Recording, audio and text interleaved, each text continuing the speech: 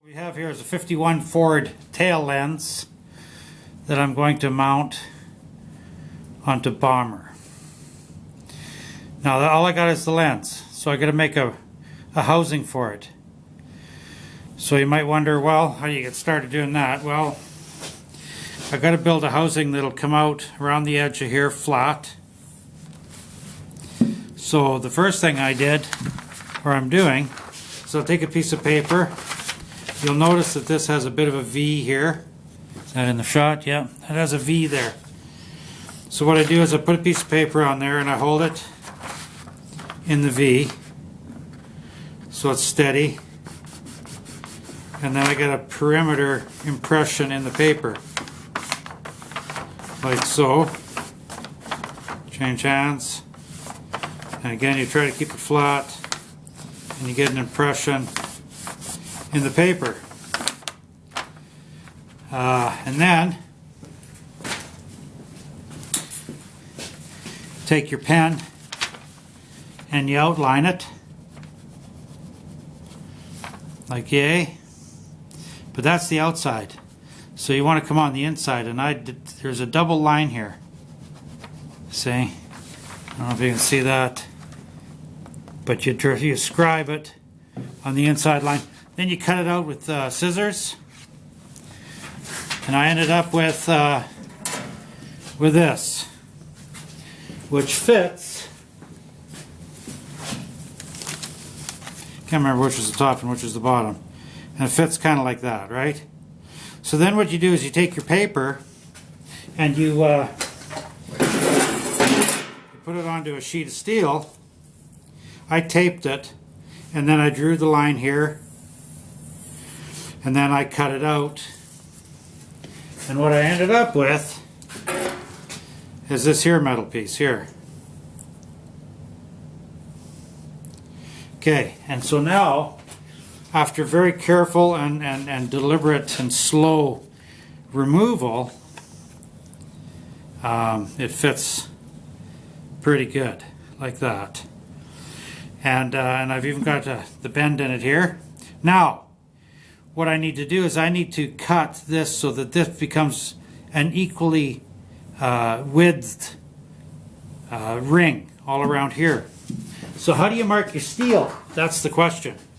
So I'm going to put my gloves on for this. So what you do is you make yourself a steel marker. You can buy them, but what you do is you take something like this, and we'll need the thicker part.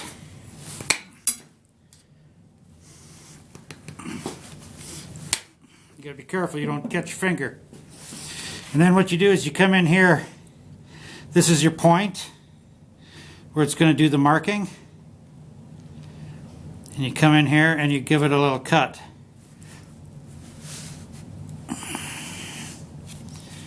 And you take a triangle out of there. Being a little awkward for the camera. So you get a triangle in there.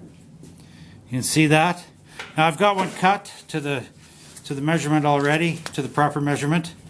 See, and then what you do is you hold it like so. I don't know if I'm getting a kind of angle. And you hold it about like so, and you scribe it in, just like that. So what I've done is I've done it on the back side, and I've gone all the way around, and I've scribed this line. You can see it now. And then I'll cut that line out, and we'll have a correctly the right dimension of width all the way around equal. I want to see the line as I'm doing it, so I want the curl to go underneath. So I'm going to take that. Now what we do is we don't take it right to the line.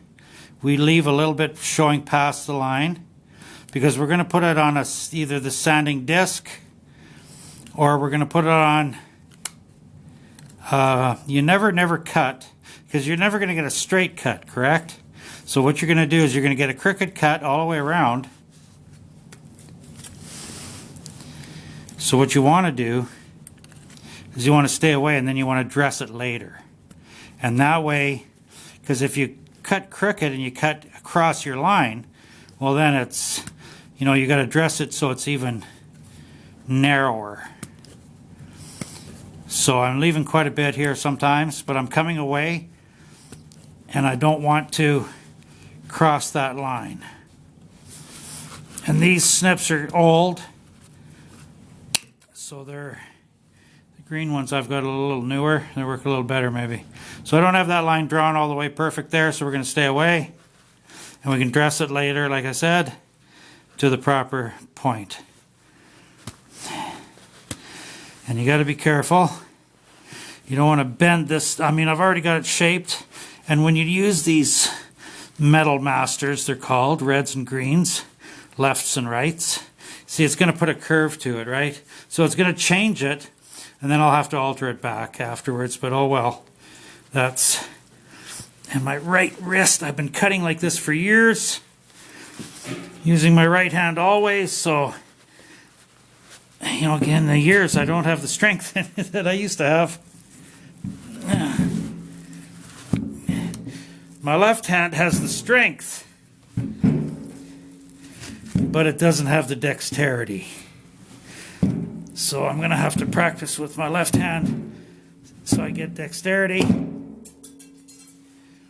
because I got the strength.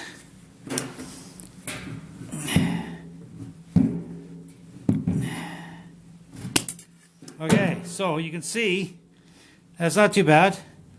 We'll put it. We'll put a little bit of sandpaper on it, and we'll bring it to the exact dimensions we want with that scribe line, and then we'll reshape it.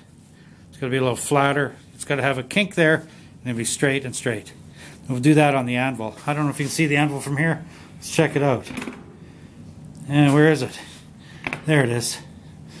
So I'll zoom in on it maybe. Get this down. Now I'll show you how to flatten it. It should be a little higher here, but oh well. So what you do is you take the point, you know, where it's supposed to be the kink,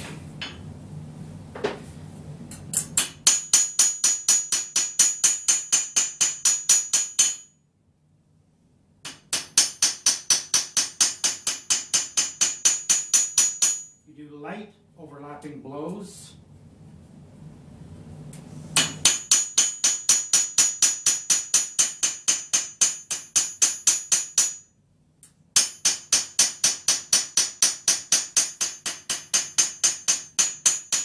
And you're going to get a bit of a twist and a wobble, so what you do is you bring it to this side and you do light overlapping blows a few times on each side, and it's going to flatten that thing right out.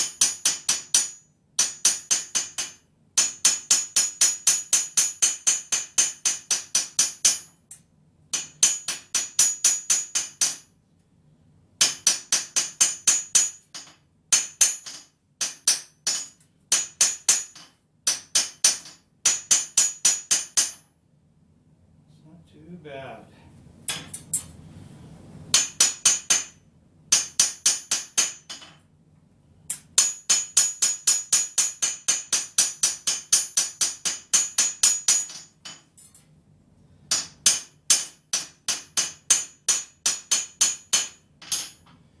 That's not too bad. Now I probably got too much of a, but you can see it's pretty straight. It's pretty straight. Got a kink there, same. This side is a little bit of a curve here, I can see.